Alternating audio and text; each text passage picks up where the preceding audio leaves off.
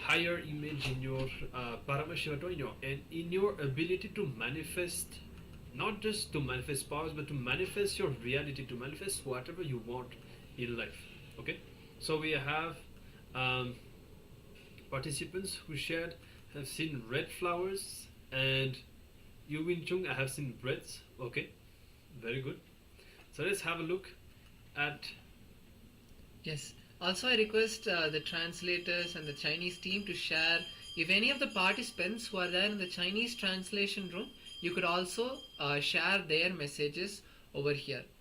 So yes, now let us move to see the image that was projected for all of you. So actually, it is an image of breads, and one of the participants has already seen that. And congratulations to you. You have seen the exact image. Make sure you share your experience here in the chat. Share and tell us what was the powerful cognition. Was it that you were able to feel it? Were you able to see the image actually? Or did Swamiji tell you? How did you experience this manifestation? Take a few moments to share with us. Yes, that's wonderful. And thank you all for involving in this power manifestation. We'll be having a few more rounds in the upcoming sessions and a few more opportunities to manifest this power. And we'll be now entering into another important session, that is the Vishesha Diksha. And you may have been introduced already to what Vishesha Diksha is, and if not, we'll be covering what it is now in this session, because this is going to be one of the powerful initiations, and you'll be having the opportunity today during the darshan to be initiated into the Vishesha Diksha by Swamiji.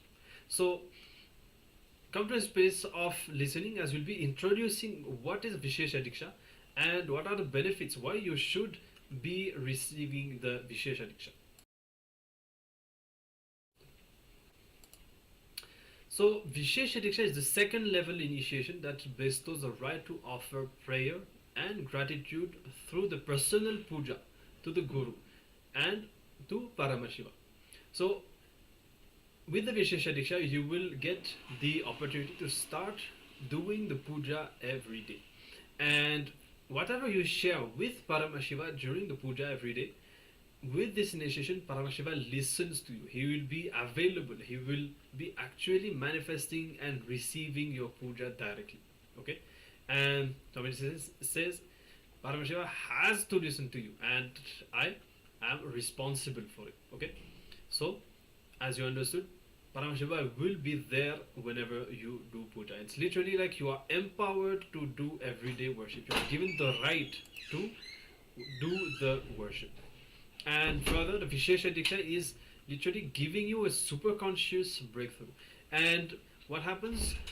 Swamiji will be removing the old life from your inner space and replace it with the Shiva Atma, literally with Paramashiva's consciousness from Swamiji's own Ananda Gandha. So it's literally like giving you a rebirth where your old self, your old identity is removed by Swamiji, and he infuses the new life, the pure super consciousness of Paramashiva directly into you. Okay, so it's not a small initiation, this is a very powerful process, and this is what all of you can experience today with this initiation. So Vishesha Diksha is also the initiation that you receive to manifest the powers and open the door to Kailasa for you. Vishesha Diksha gives you the experience of Kailasa.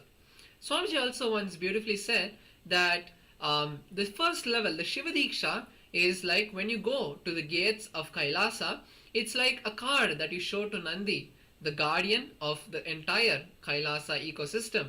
And you show that saying, hey Nandi, I have received this initiation from my Guru, who told me that I have the access to Kailasa.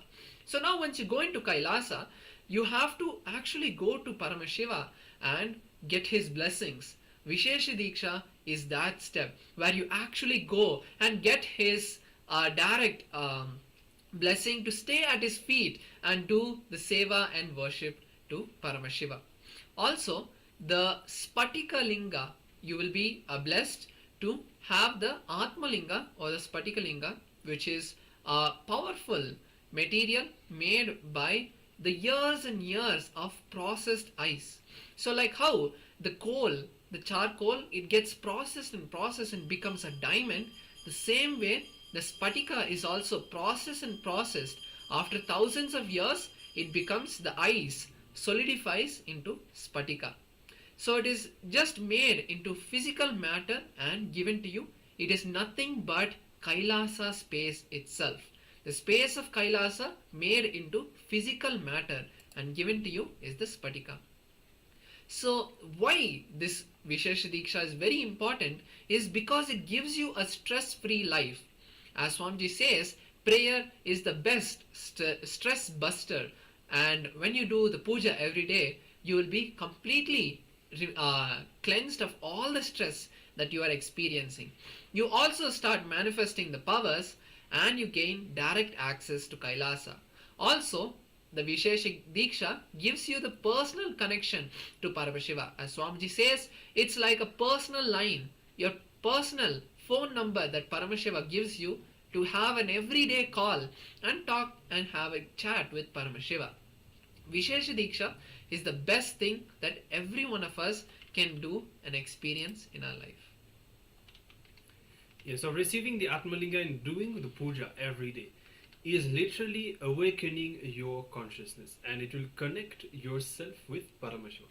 And somebody says connecting with Paramashiva every day is literally the ultimate. And in fact, somebody says that he himself spends so many hours every day doing puja.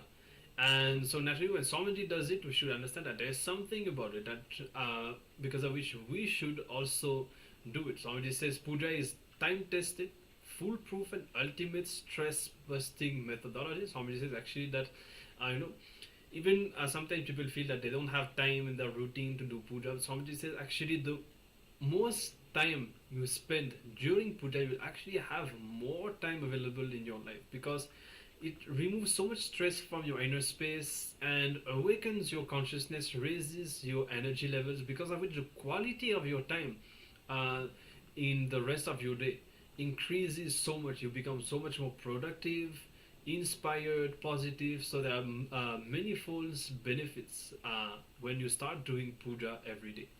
Now, Vishesha Diksha and doing the puja every day gives your life a bliss, ecstasy, powerfulness, oneness, and ultimately Paramashivoham itself, and the fulfillment that you have direct connection with Paramashiva himself, and it directly opens your personal connection with Paramashiva in the Kailasa space, as we explained just before.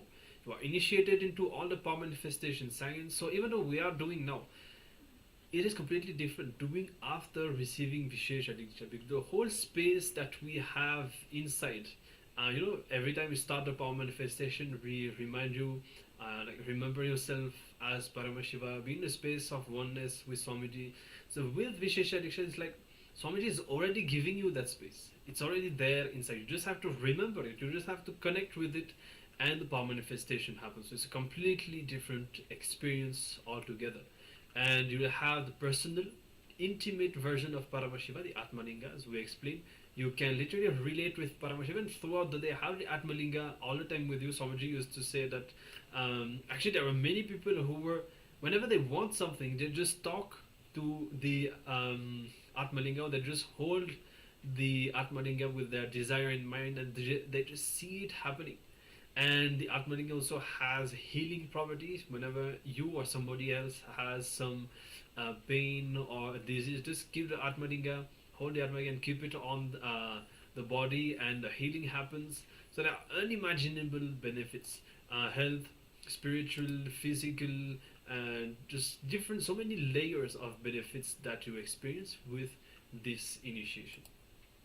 And performing the puja after receiving the Vishesha Diksha is a direct personal enlightenment process. It will make you manifest powers. It will cleanse your whole system, detox your body, mature your consciousness, and make your consciousness open up. And further experiences that people share, that when they do puja, they just know what Swamiji is going to talk today when Swamiji comes for satsang during the puja. The topic, what Swamiji is going to speak, is revealed to them. Even we have experienced that.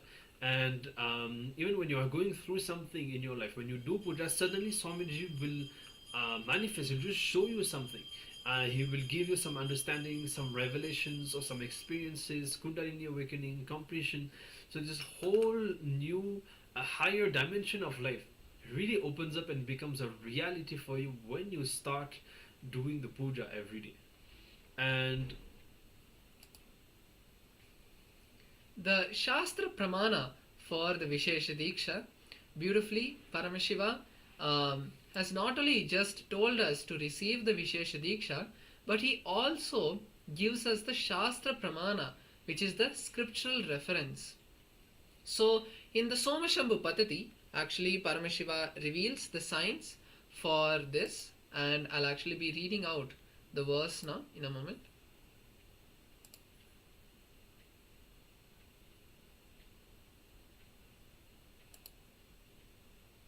So Paramashiva says, Kusumena strajapena tadaye druyate sishum praspurat tarakakaram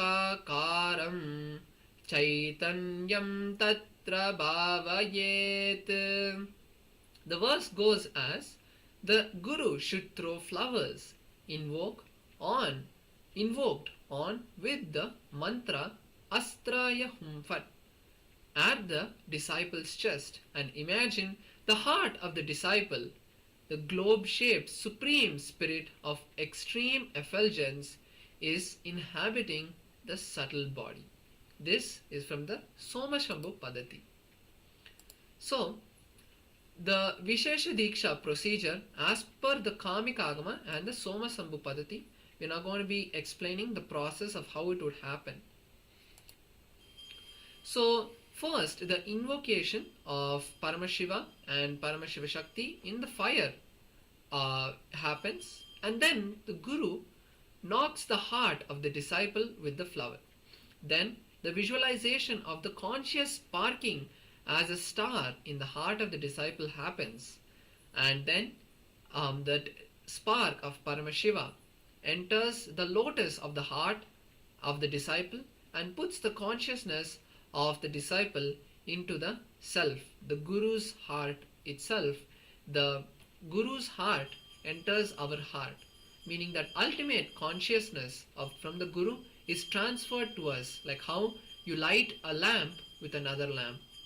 And this consciousness that the Guru gives us is the consciousness of the fire in the disciple's heart. So next, what happens is, on seeing the way the fire burns, the Guru knows the sins committed by the disciple.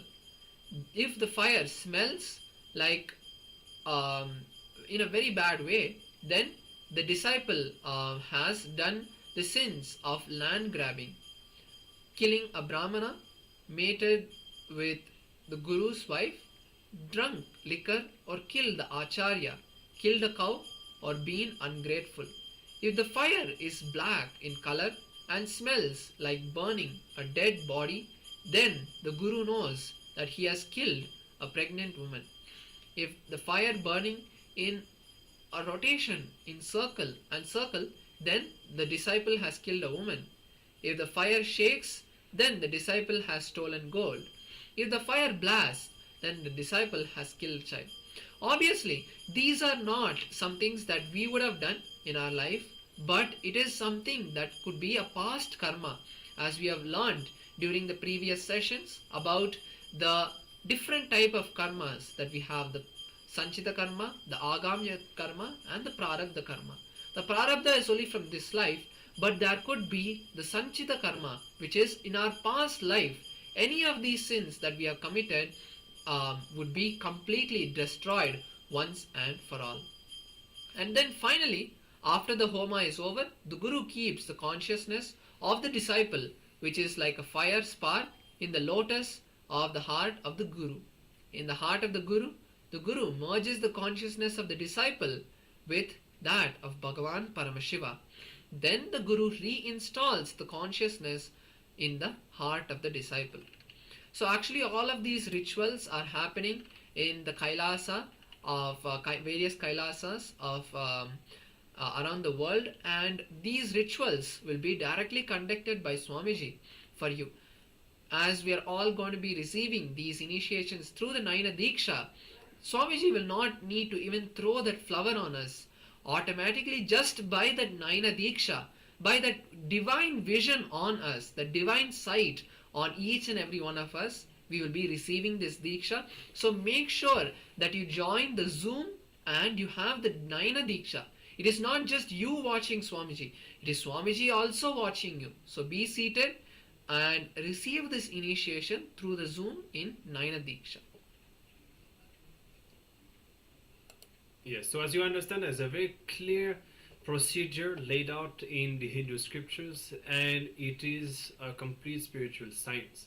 Swamiji says Hinduism is a greater science, and through this initiation, as you understand, you will be having literally a rebirth where you'll be going beyond these past karmas and this identity that is tied to these karmas into the realm of power manifestation and super consciousness. So Swamiji further shares that if I just see the last more than 40 years of my life on earth, what is that in which I have spent the maximum time? It is not yoga, not even taking class or talking to people, doing meditation or any sangha activity, but at least the amount of time that I have spent on all these activities put together, that much time I have spent on puja alone. Sometimes 11 hours or even up to 15 hours at a stretch without food or water or going anywhere. I would just sit and do puja. That is what Swamiji says about puja. Now, Swamiji further say, I will just sit and soak myself in the bhava samadhi, and I do not even count the number of hours that I spent. And Swamiji also says, understanding, as we were saying before, I am an intelligent man. I will not waste my time. And now we can think, if Swamiji spends this much time on puja, being an intelligent person, how he is, and if he himself spends this much time on puja, especially after being already Paramashiva, Paramavatara of Paramashiva, he doesn't need to achieve enlightenment or anything, yet spend so much time on puja. It means that there has to be something. There has to be something about it that needs to be explored, and that can benefit all of us. Okay? Now, the first truth that you need to know, and it is about the important things about puja. What happens when you do puja, how you connect this whole experience of puja. Swamiji says, God, Paramashiva exists, he is real, and he accepts your love, your devotion, the actions that you perform as a demonstration of your sacred sentiments. And Paramashiva is real, he is becoming available to you. It's not, he is not a distant being, and he's very much available. We can talk to him, he responds, he we can express prayers, the requests that we have to Paramashiva during the puja, and he manifests. He actually takes care of all these things.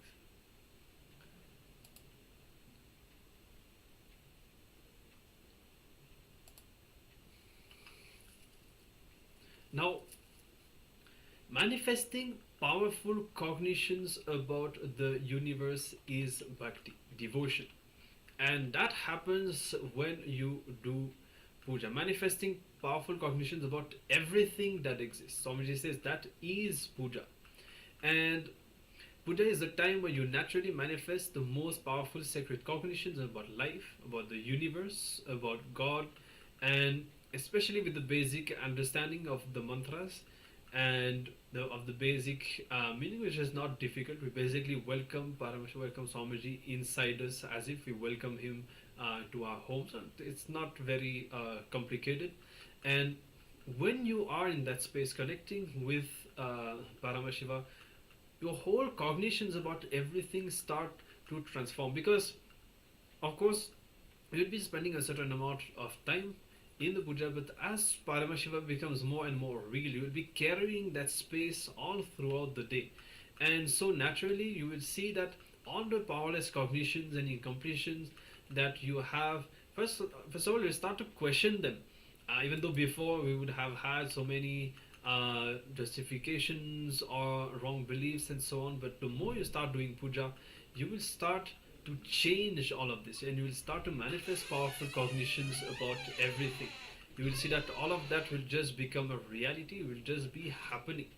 And you know, all the spiritual practices that you do, the result, the fruit of that, it will just become reality.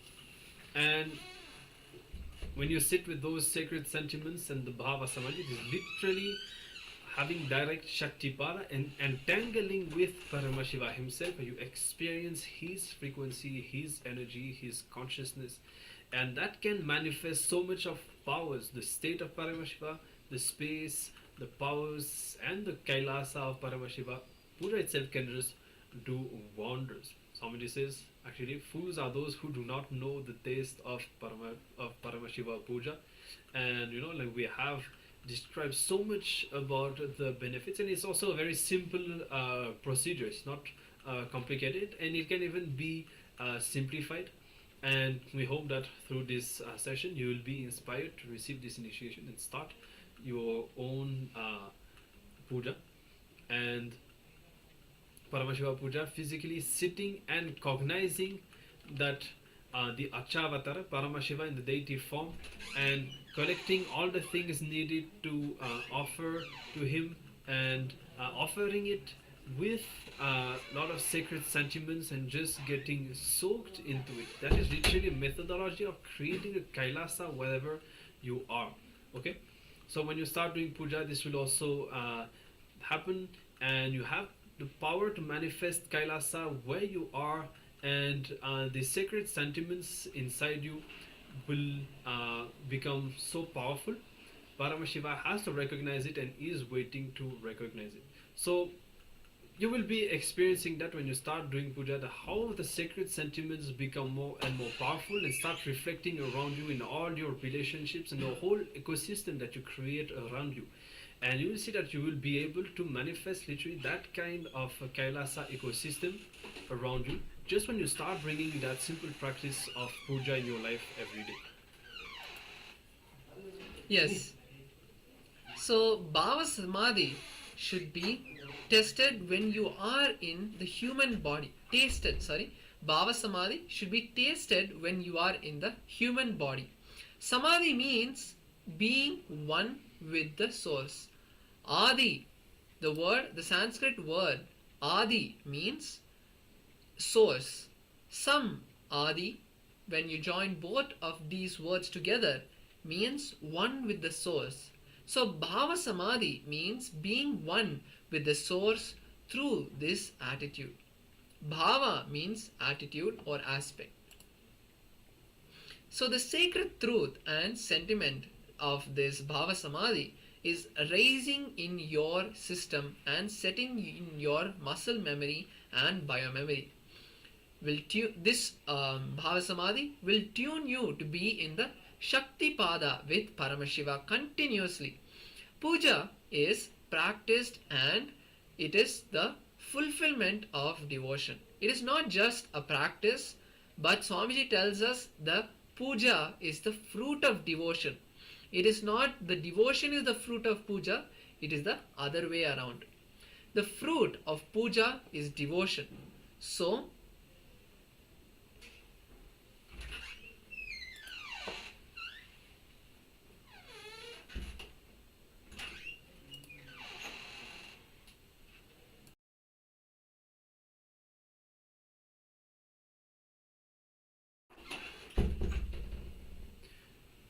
now, very rarely Paramashiva refers in the Agama or any original Upanishad, but when he speaks about the Atmalinga, when Paramashiva himself speaks about the Atmalinga, Paramashiva himself refers to the Kathopanishad. Okay, that is a very rare throughout Hindu scriptures, and the Kathopanishad describes how the God particle is inside you as the Angushta Matra Purusha, which is the size of the thumb, and the God particle, that Purusha, shines just below your heart region, above the navel, in that Ananda Ganda region, and that is exactly the shape of the Atmalinga that is given to you with this initiation, and that is directly described in the scriptures, and Paramashiva himself quotes the Upanishads when speaking about the Atmalinga, and further declares that the Spatika material is the best for the Atmalinga.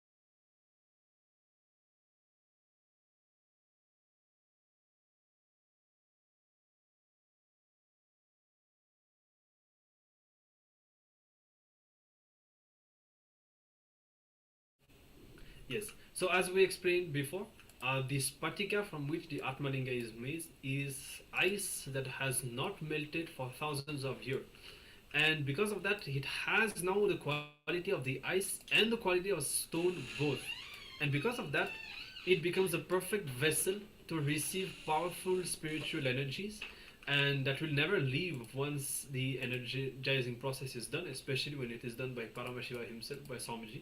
And all the Atmalingas that are produced and given in Kailasa are authentic 24 carats, and the specific process, how a very huge Spatika block is reduced into a very small Atmalinga so that it will not have any cracks, and so it's a very authentic, traditional and ancient process.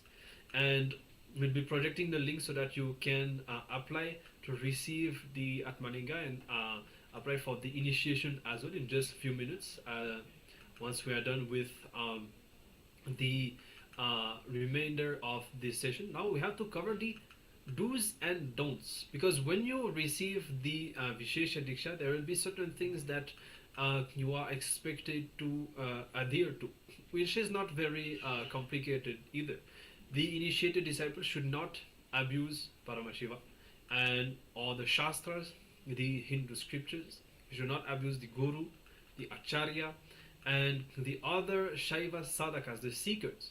Okay, you should not cross the shadow of Shivalinga. You should not eat the food offered to Chandikeshwara in the temple. For most of us will not face that problem, but some of us maybe who stay nearby certain temples in India might face this. Just keep that in mind. You should also not cross the garlands that are offered to Chandikeshwara, and should not abuse the person who has received the Shiva Diksha, another initiate in the Shiva Diksha.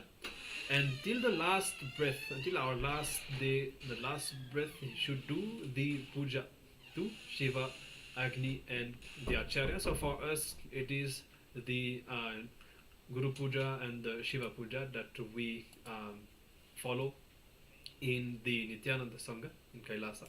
And there are certain exemptions given by Paramashiva for those children who are initiated into the Yajnopavita and below the age of 16, for ignorant old people, for women, for kings, for sick people, and yes, so these categories are exempted from strictly adhering to what we have read just now, these do's and don'ts. And also another important thing is that when you receive the Vishesha Diksha, you have to do the puja every day. Okay, and as we said, there are procedures, simplified procedures, and it can take even just 10-15 minutes once you are a little bit acquainted with the steps of the puja. So you should not feel, you should not hold yourself from receiving the initiation because of any resistance towards the puja procedure. As we said, it can be made very easy, and we have even video content and stuff that you can follow. And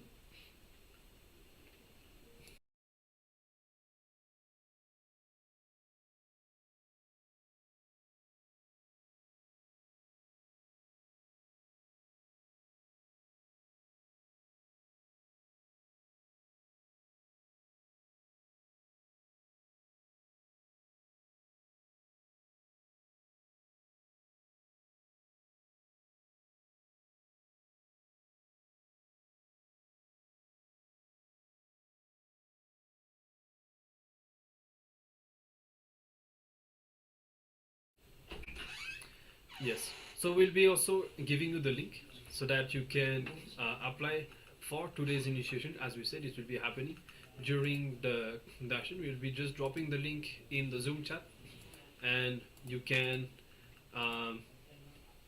fill the form, and you will be receiving the initiation. And within few minutes, we'll be also giving the link for the Atmalinga, so that you can apply to receive Atmalinga. Now, there are a few more conditions, do's and don'ts, and it's about the lifestyle after the Vishesha Diksha. So, the seeker, upon receiving the Vishesha Diksha, is ordained to follow some of the practices. So, first is the Nithya Puja, as we have seen, to Swamiji, our Guru, or the Padukas, the Shiva Linga, which is our Atmalinga, and you must not partake any non-vegetarian food. So this is not a rule, but look at this as how you can move to the higher states of consciousness. Paramashiva over here is telling us that, okay, now it is time, once you take the Vishesha Diksha, to move to the next level of consciousness.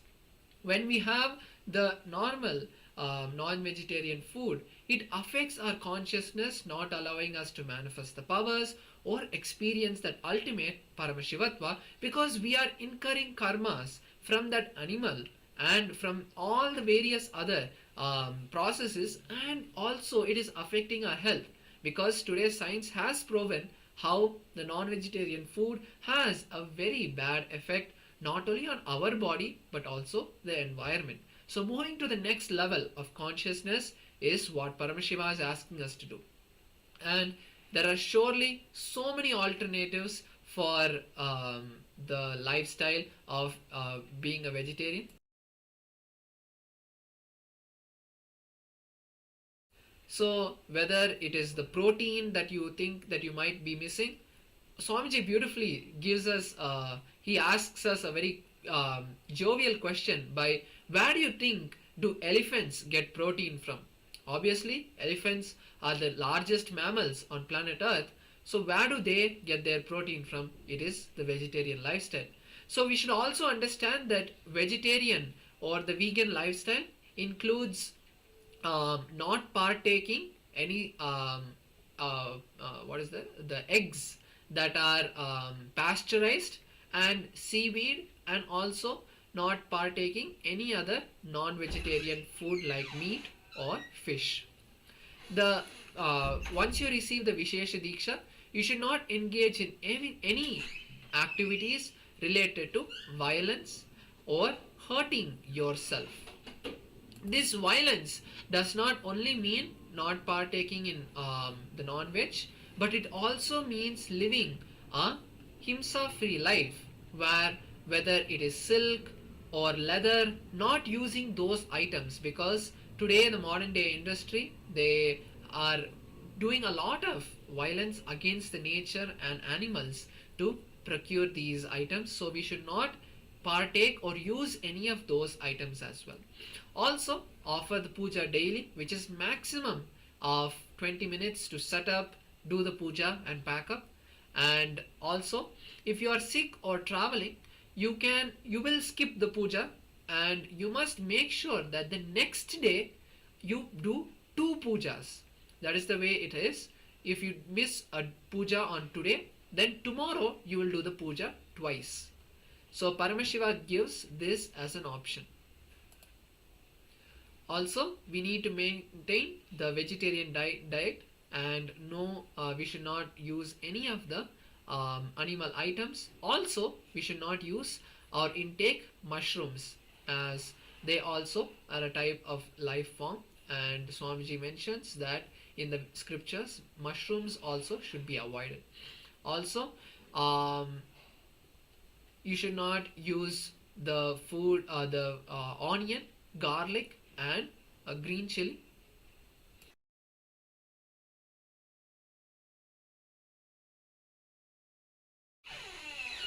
You can actually, you can have the onion, garlic and dairy products. These are mentioned in the agamas that you can have. When you take the healer's initiation, you will have to avoid these items. Only after the Vishesha Diksha you can have, but when you take the healer's initiation, you should avoid this. And also there are no specific mentions on avoiding these.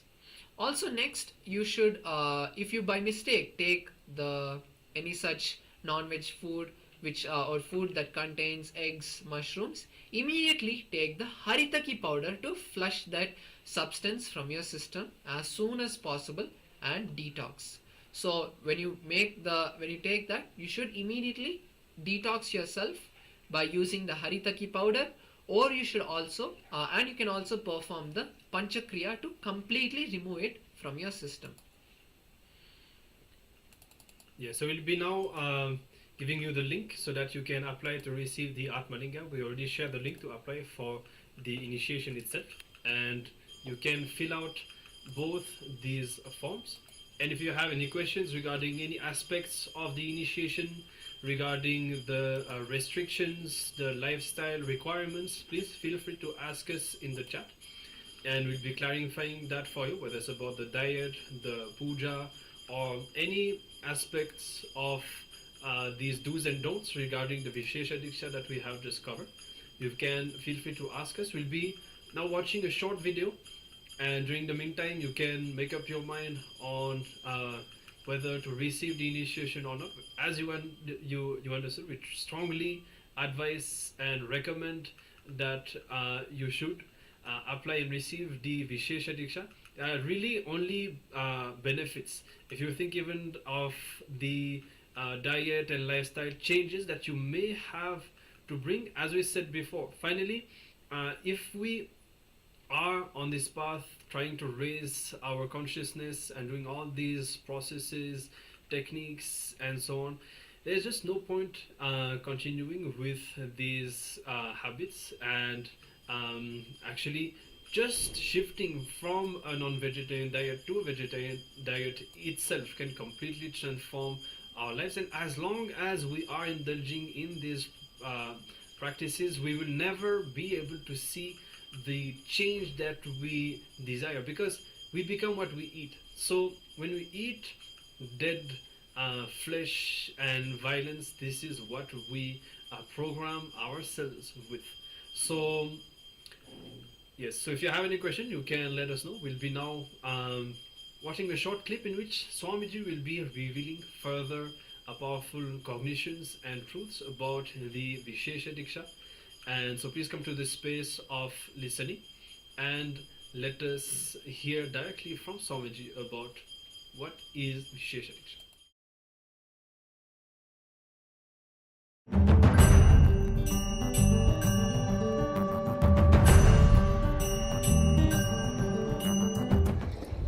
Understand, Vishesha Diksha is giving you superconscious breakthrough. The action now I am supposed to perform, I do not know whether the Acharyas read out Somasambhu Paddhati to you.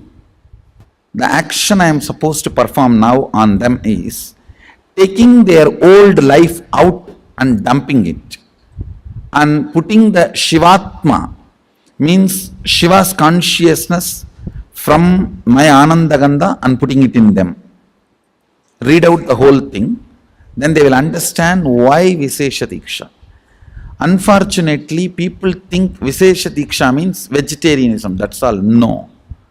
Shaivam is not just Shaiva meal, Shaiva life. It is initiations you receive and few minutes every day you spend to bring yourself to the oneness. Puja is nothing but bringing you to oneness. For example, I give you my personal cell phone number and tell you, every day and one particular time if you call me, you can talk to me directly. Are you going to take that as a load work? Oh, every day I have to call. Or are you going to feel, wow, I have a direct access to him. Every day I can, few minutes, I have a direct access to him. What are you going to feel? Puja is giving you Sadashiva's personal cell phone number. He has committed to me, whoever I initiate. When you connect with him, he is committed to me, he will respond to you. I am authorized to give you his personal number. Puja is nothing but giving you the authorization to call him at particular time. And he has committed to me, he will respond to you. Visesha Diksha is nothing but giving you his personal number, hotline connection. So every day during the puja, that few minutes you can connect with him in oneness, and he has committed to me, he will respond to you. Understand? I am authorized exchange for him. He has given me the authority. That is the reason I am sharing. One more thing I want to tell you. Sometimes people come and try to tell me, oh, non-veg food is a human right. Being human itself is not right. What stupidity you are talking about non-veg food? Your body is not made for that. I am not talking from the sense of moral. If you want to evolve into the next level, don't eat poison. Visesha Diksha demands only two requests from you. One, you need to be vegetarian. Another one, every day at least 10 minutes you need to bring yourself to the oneness with the puja. 10 minutes is too less time. It doesn't take more than 10 minutes, I know. It's too less time. Sadashiva is demanding to respond to you every day and keep yourself in oneness. Actually, I don't promote any other spiritual practice. People ask me, should I do this technique, that technique? Twisting the eye and looking here and blowing the nose, this corner, that corner. I don't give you any technique. I only ask, connect with him in oneness 10 minutes a day. I think maximum it takes 11 minutes.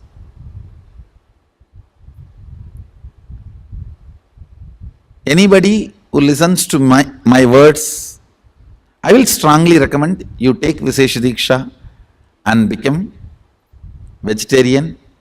That will really help you.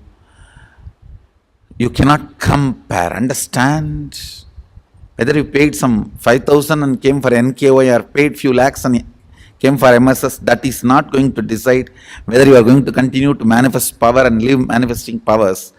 Whether you take Visesha Diksha or not is only going to decide whether you are going to manifest powers or not. So please understand, the secret is in initiations and aligning yourself to the oneness, that's all. So I have to be integrated to Mahadeva, so I am revealing the truths as it is.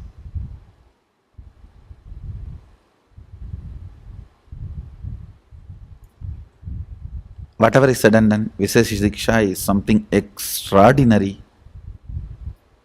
Literally the whole system gets upgraded to the super consciousness. If you ask me, I'll strongly recommend. If you say, no, I'm in a country where I don't get non-veg food, change the country. No, my husband does not allow me to become vegetarian, change the husband. Nothing more is important than Sadashiva. Everything else comes second. I tell you, I cannot give powers to your money, I can give powers only to you. So, initiation matters, living it matters. Don't try to believe these stupid ideas, this non-vegetarianism, non-veg food is a human right. Being human itself is not right, understand that? Then people ask me, oh, where do you get protein? Stupid questions, same old questions. Stupid fellows. From where elephant gets protein, I get from there, that's all. Actually, protein can be generated only by plants. You feed that protein into animal, grow muscles, don't even bother it as a life and just cut the muscles for your protein and grab. What kind of a mind? Is there no limit for the demonicness? The demonness?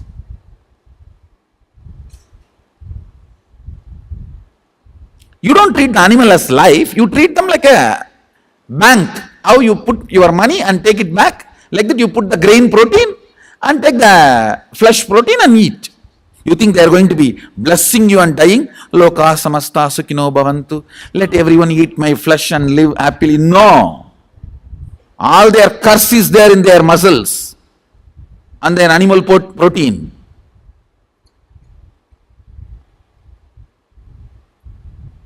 Dairy industry is one of the largest depopulation plan, understand.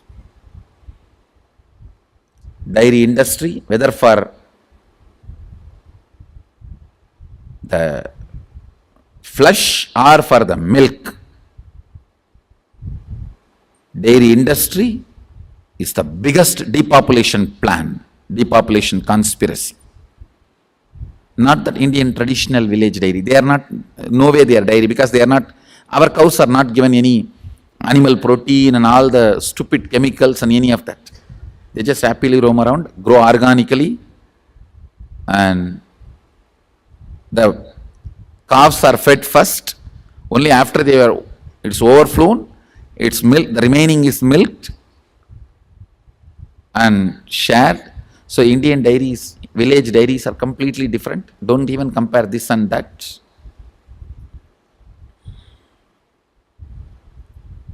Actually, I can give you hours of discourse and convince why vegetarianism and all that.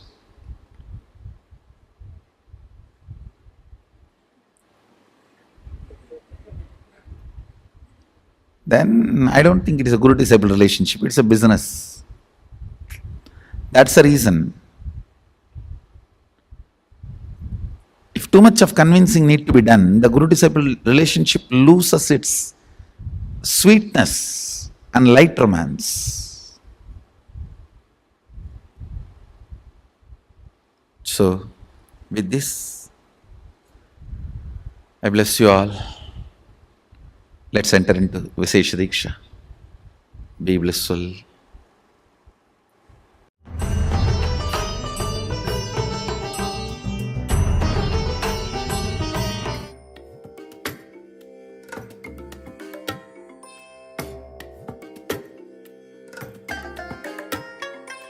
I bless you all. Let you all open all your three eyes and manifest the powers of Shiva. Om Nithyananda Paramashivoham. Om Nithyananda Paramashivoham. Om Nithyananda Paramashivoham. Om Nithyananda Paramashivoham. Om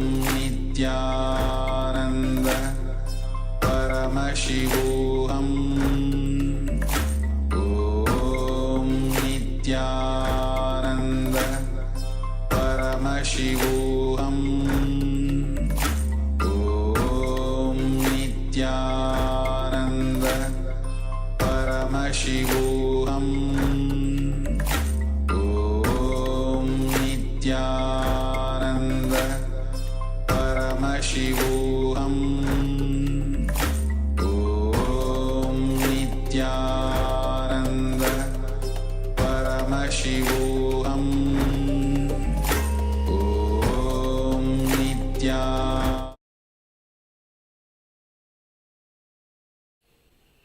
So with this, we conclude this session on the Vishesha Diksha. You have the links available in the chat. You can sign up for the initiation and to receive the Atmalinga. And if you still have any doubts or questions regarding the initiation, please feel free to let us know. And otherwise, we'll be now continuing. We have started to discover the science of the multiple koshas, which are the different layers of our body. We all know the physical layer, the mental layer, and now Swamiji is guiding us to go deeper and deeper into these koshas to finally experience the nirvanic layer, the layer of bliss, the bliss within, and we are discovering layer by layer which what all each layer is connected to, and we'll now be moving into the pranic layer, the layer of the prana, the life force energy that is connected with all the desires. Okay, so we'll be learning how this pranic layer is cleansed when we experience fulfillment with our desires, and vice versa, how by working on the pranic layer we can achieve fulfillment. And so Swamiji will be guiding us again. We'll be receiving revelations from Swamiji directly. So let us come to the space of listening and let us start this session on the pranic layer. And as usual, after this segment, we'll be internalizing and discovering the techniques to experience and cleanse this pranic layer.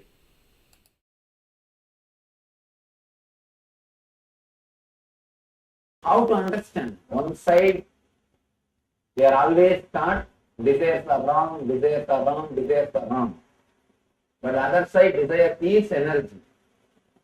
What is happening? What is the problem? Desire as such is no problem.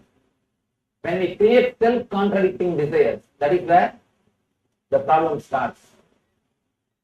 Our desires are so unconscious. We do not know the consequences. First thing, we create self-contradicting engrams, self-contradicting desires. Next thing, two separate desires which are contradicting. In one desire itself it will be self-contradicting, and two separate desires which will be contradicting. One side you don't want to take any responsibility. Mind wants just to be free from all responsibility. Other side, it wants all the comforts. This is two desires contradicting each other. You always visualize lying in Hawaii beach and without any responsibility, having vacation. Always you desire for that. The other side, you want all the money to fly to Hawaii and to book your resort for everything. Both desires are self-contradicting. Because if you have to fulfill one desire, the money, to go to Hawaii and book resort and relax, you need money. For that money, naturally, you need to work. The other side, you want to always relax. What to do with these two desires? Then you will be working, thinking of lying and resting in Hawaii beach. And when you are lying and resting in the Hawaii beach, you will be thinking of all your work. That's all. When you create something which is contradicting each other, you create a confusion. And you will be doing that when you are doing this, you will be doing this when you are doing that. This is one type. The other type, in a same engram, same samskara, creating self-contradicting. Just today morning I was telling. For example, if you have a headache, saying, I should get rid of this headache. Then every time you are giving power to the word headache, you are giving power to the concept headache. Naturally, it will never leave you. Whatever is again and again repeated in your inner space becomes powerful. It gets power. It just settles down. It is deeply inscribed in your inner space. And naturally, when it is inscribed in your inner space, it becomes powerful. In the single statement itself, you create a self-contradicting or two separate self-contradicting. Now, third thing which you need to understand, how you handle your desire energy. When the desire energy, if it is handled, only in 3 levels you handle the desire energy. 1 level, too many desires. Too many desires will always be self-contradicting. Even 2 desires will be contradicting, self-contradicting. For example, you have one desire to leave this room, this hall, through that way. You have another desire to leave through this way. Now these 2 will be contradicting and you will be running between these 2 gates, that's all. Any 2 desires will be self-contradicting. This is the 1 level, how you use the desire energy. Second, there is only 1 desire, only 1 object without second. When you are having only 1 object, you will fulfill the desire, then suddenly you feel the emptiness. It is not worth fulfilling. The third level, there is no object, just overflowing, bubbling desire energy. Desire without object is what I call life, living energy. Desire without object is what I call bliss. A pure desire energy, bubbling energy, but without directed towards any object. You can see that energy in the kids. They will be just flowing, overflowing, bubbling, but not towards any particular object. 3 levels. First, 2 different desires contradicting each other. Second, same desire self-contradicting.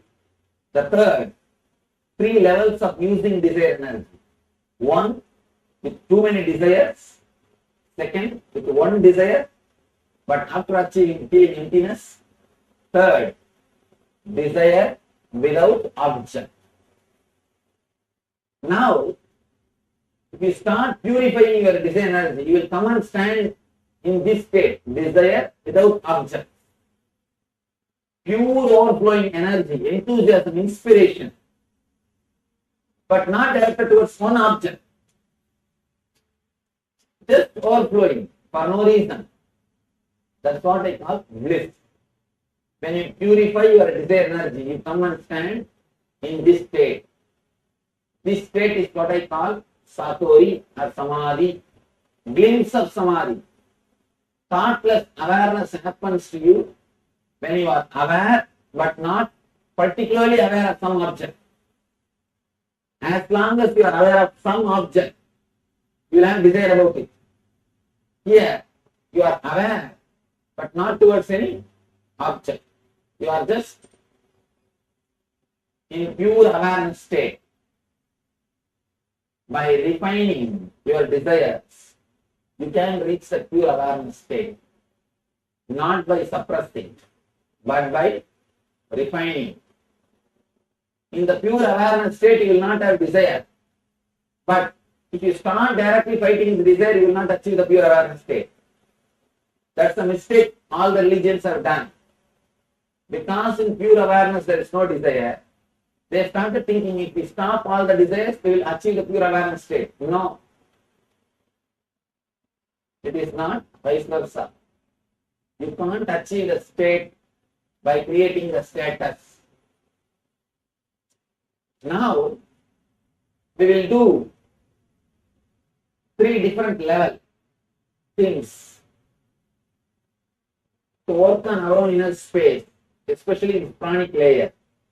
First, whatever desires you have, bring them all to conscious level. Now there are so many sitting inside, and you fight with them. Because you fight with your desires, they are not expressed to you properly. You always suppress them. Because you suppress them, even you don't know what desires you carry. Your own desires become unconscious to yourself. Now, first time, open it to your own self and bring everything to conscious layer. Be very clear what you are thinking. Completely be aware of what your desires are. Whatever you are thinking, just pen down. You are not going to show to anybody. You are going to have only for yourself. Just pen down the whole thing. Then we will start editing how we are creating self-contradicting engrams, self-contradicting desires. We will understand. And the third, we will infuse energy into the desires. One more thing. Mahavir says beautifully, when you come down to the planet Earth, you bring enough of energy to work out all your desires. Then why are we feeling that we don't have enough money, enough time, enough energy to enjoy our desires? Why do we feel we don't have enough? Please be very clear. It's like from here you go to downtown taking $10,000 to buy a car. After going there, you see one of your friends. He calls, no, come, let us go to the electronic shop, Price Electronics. You go there and get TV, fridge and buy all this electronic stuff and blow up all the money. Then after that, if you want to have a car, you can't have. Naturally, you will start using the credit card. Same way, when you come down, you bring a set of desires and enough energy to fulfill those desires. That is what we call prarabdha karma. What you bring to fulfill in this life. But after taking the body, after assuming the body, you start collecting desires from society. Society infuses desires in you. The desires forced on you by society, you start fulfilling them also, fulfilling those desires also. If your father wants to become a doctor and he is not able to, he expects you to become. Now you are spending your whole life just to fulfill his desire.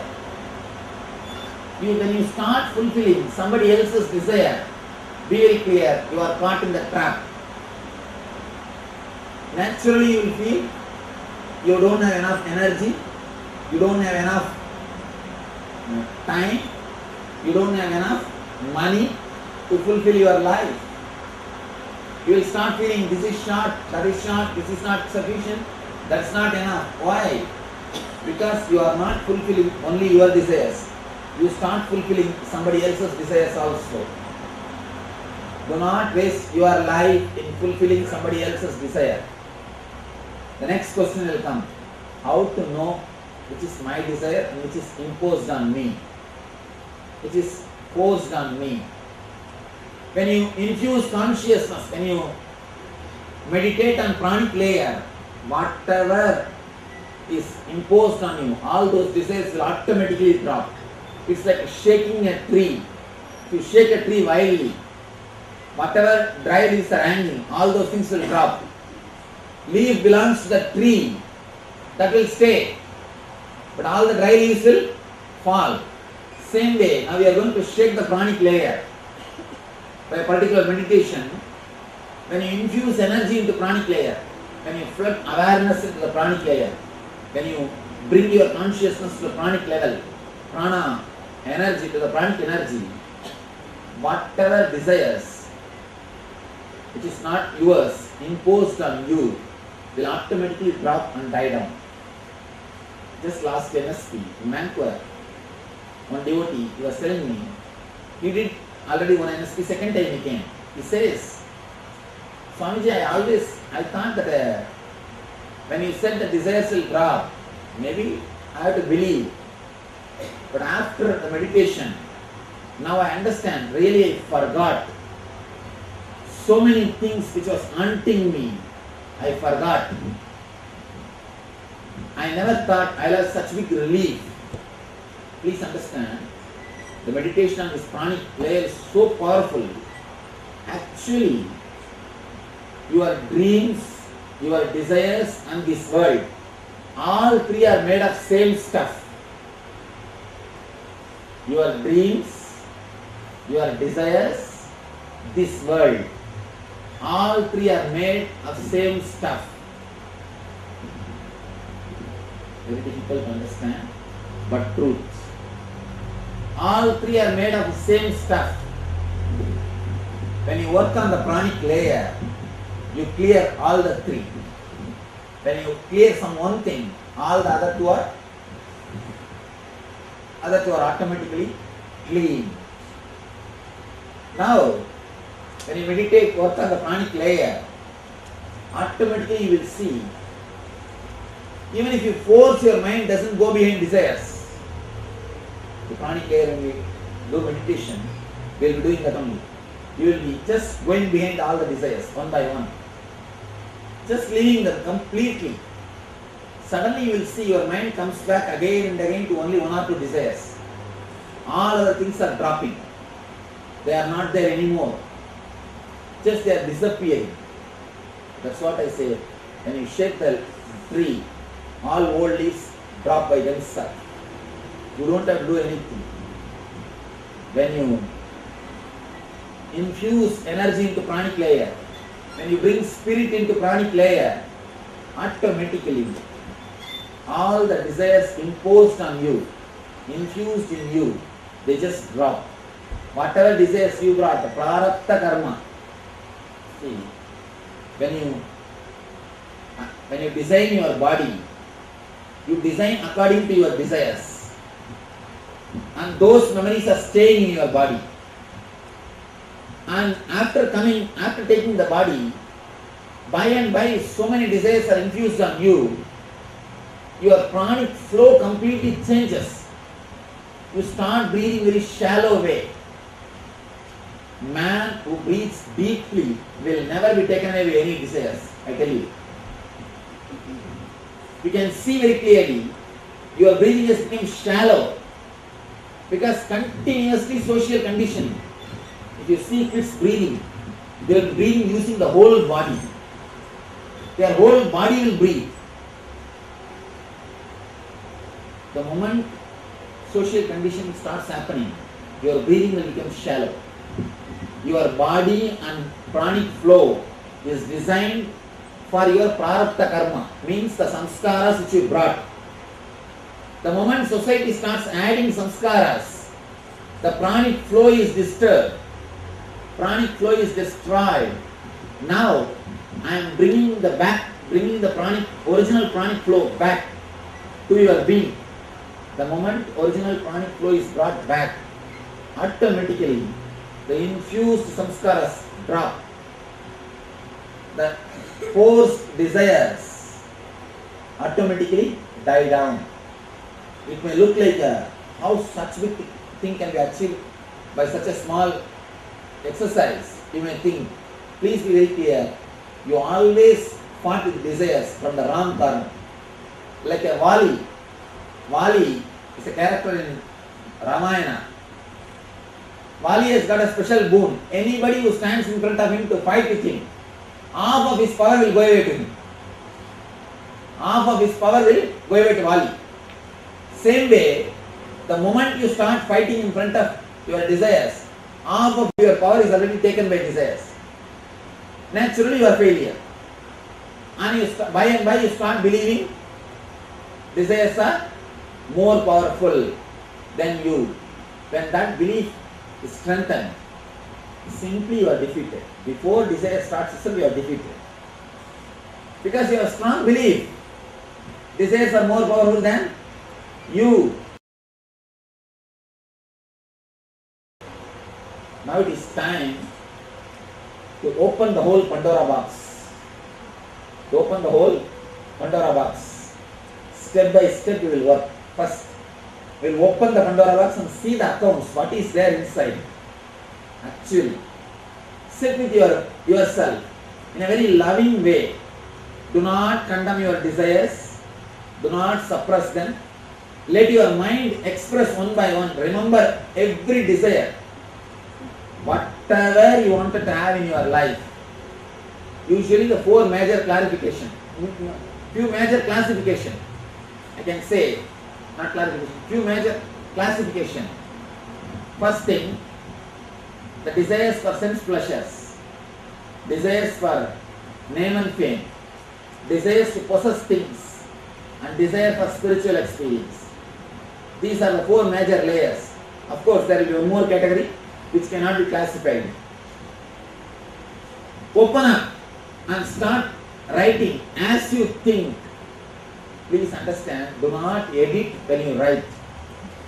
You may be thinking in English and Telugu or English and Tamil. You may be thinking in your mother tongue. Write in the same language in which you think. It's for you. Then we will work how we will analyze how it is self-contradicting or how we are creating self-contradicting engrams. Then we will work on the pranic layer meditation. Now please take a notebook, and if you wrote your notes which you are going to take to the house, please do not write in that page, because the page in which you are writing the desires, tomorrow you will destroy it. So take a new page and start writing. Take your own time. Please do not condemn, do not suppress, do not judge yourself. If you judge yourself, your mind will not reveal all the desires to you. Yes. What if I have some hidden desires which I don't know? Some? Hidden desires that I am not aware of. Now start digging, it will come out. That's why I am giving space for yourself. Can you, Swamiji, can you please repeat the classifications once again? 4. Desire for sense pleasures, like a thing to see good things, to hear music, to taste, for touch, sense pleasure. Next, desire for name and fame, recognition. 3rd, desire to possess more things. Why not have a resort in Hawaii? Why not have a cottage in Tirupati? And 4th, desire for spiritual experiences. Always fantasizing, sitting straight in a resort and beautifully meditating. I have seen always people fantasize about meditation, but they never do meditation. They always think in a sea beach or on a hill, I will be sitting straight, merged into myself. When they go and sit there, only they will understand the mosquitoes and start beating the mosquitoes. And restless. That's why so much of meditation mats are sold, but nobody meditates. I have seen so much of our meditation books are sold, CDs are sold, mats are sold. People buy and put it in the garage, that's all. Huh? That's all.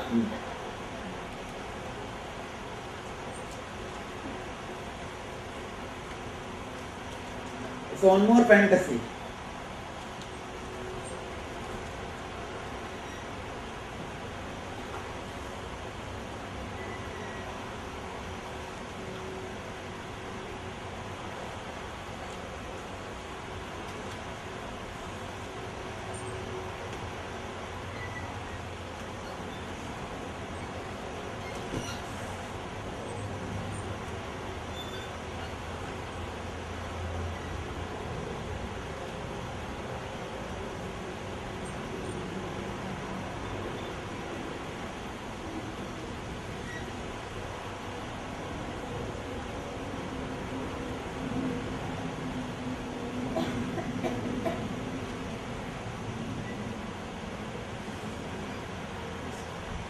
please write in the same way in which you think.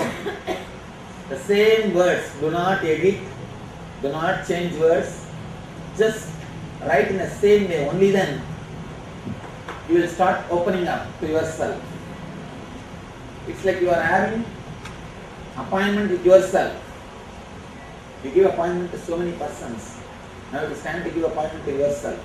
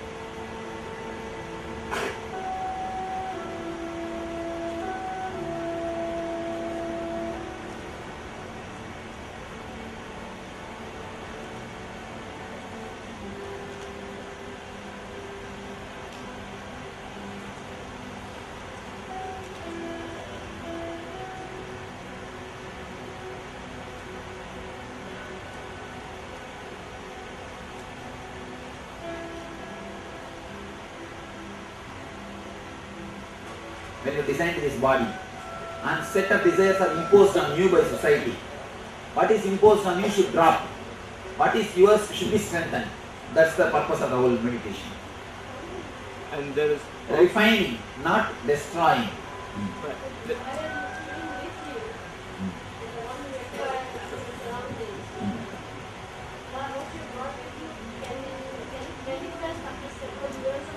Yes. Because it's prarabdha. Prarabdha means you brought it with you. Only when you don't work out your prarabdha, you suffer cancer. Cancer happens to a person who doesn't work out his prarabdha.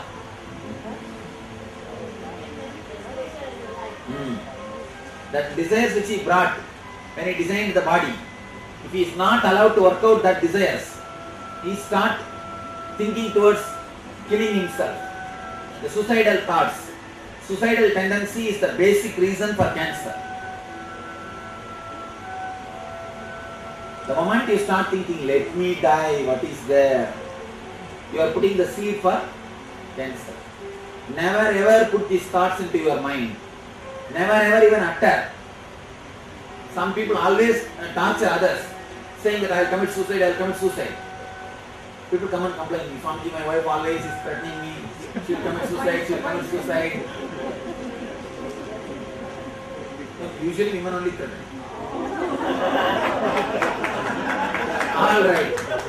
All right, men, husband, okay. And some people, when people come and complain to me, I tell them, tell her to do at least that properly. At least let him do that properly. Let him or her. Anyhow.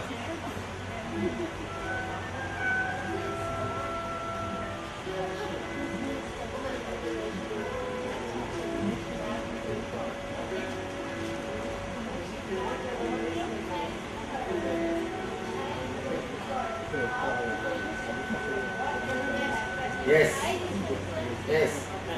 The child clearly decides. I mean, the body itself is designed according to your desires only. That's what I say, that biology of belief. He very clearly proves the idea which I am saying. He says there is something more than your DNA and cells is controlling you. That force is directly attacked or directly related to your positive or negative thoughts. What's his name? Julius Lipton. Bruce Lipton. His name is Bruce Lipton. But did a beautiful research. I went through the book. Amazing book.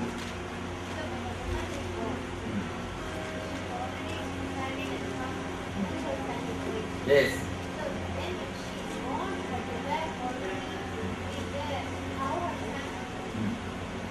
Not only son. Yes. Not only son, even the family. She decides. Clearly she decides. She chooses the diagram. At least the main course, the person chooses. Clearly they choose. There are something like a house, size of the house, size of the car, these all can be imposed by society. But these basic things, like a marriage and son, all these things, we bring the plan.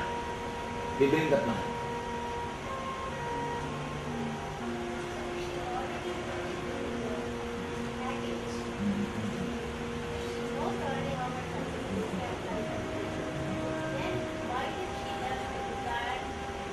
After seeing society,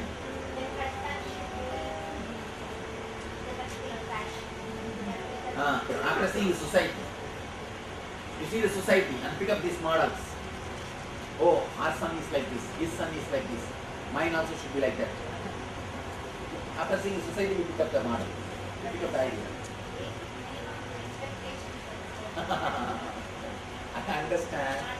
I understand the subject to which you are coming. But even the basic minimum things, what you say as basic minimum things, are also picked up from others only. It's from others only. How does the person pick it up from the society or from the others? Advertisements. What do you think all these advertisements are doing? And especially, please never watch advertisements about psychiatric drugs. If you watch those advertisements, you will start thinking, I think I also have that symptom. Should I go to the doctor once and consult? Especially medicine advertisements. If you watch, slowly you will again and again start thinking, should I go and see the doctor once? Should I consult? Should I ask about this medicine? Never ever watch the advertisements related to medicines. Just change the channel and escape. Yes.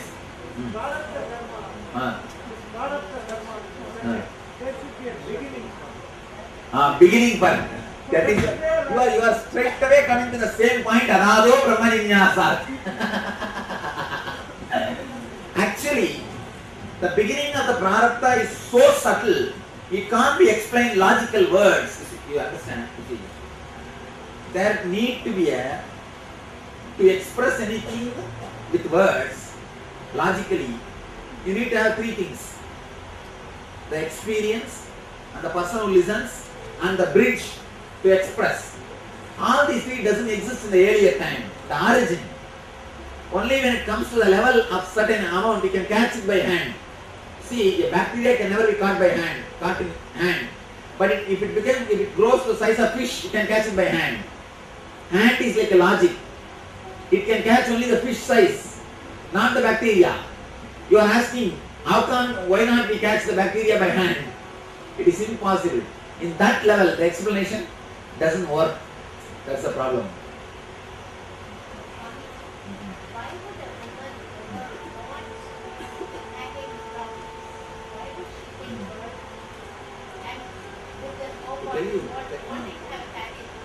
To tell you something, sometimes we feel by taking care of somebody, our motherliness grows. We feel fulfilled. When taking care of somebody gives a tremendous fulfillment. We do not know by creating that desire what decision we are going to make. But that desire can be a reason. Only this analogy we can give. You understand? As an analogy we can give this. Taking care sometimes gives a deep fulfillment. Attending continuously somebody gives sometimes some fulfillment. But the problem is, because it gives fulfillment once, we choose that for a lifelong. That's where we do the mistake. It's something like if you go to a resort and stay in a resort, one day you feel so happy, then you decide to buy that resort. But after buying that resort, you will not have that same feeling. You will start feeling bored. You will start feeling, same thing. But the few days which gives you the joy, that makes you decide to have it. It's like one person goes to Arunachala and after staying 2-3 days, he goes to Ramana Maharshi and says, Bhagavan, such beautiful hill, such beautiful place, such wonderful ashram. Bhagavan says, stay here for 1 more week, everything will become alright. Everything will become alright. That initial thing, maybe because of that we decide.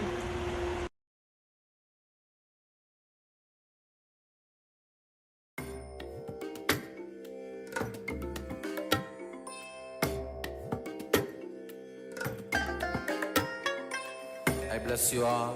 Let you all open all your 3 eyes and manifest the powers of Shiva. Om Nithyananda Paramashivoham. Om Nithyananda Paramashivoham. Om Nithyananda Paramashivoham. Om Nithyananda Paramashivoham. Om Nithyananda Paramashivoham. Om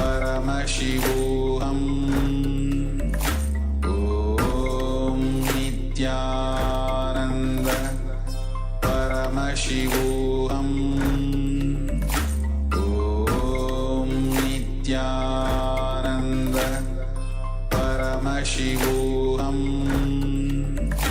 Om Nithyananda Paramashivoham. Om Nithyananda Paramashivoham. Om Nithyananda Paramashivoham. Om Nithyananda Paramashivoham.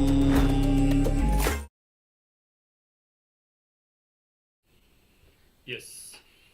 So, hopefully you have been able to learn about the different types of desires and how the desires that we have are connected to the pranic layer and why some desires are not fulfilled.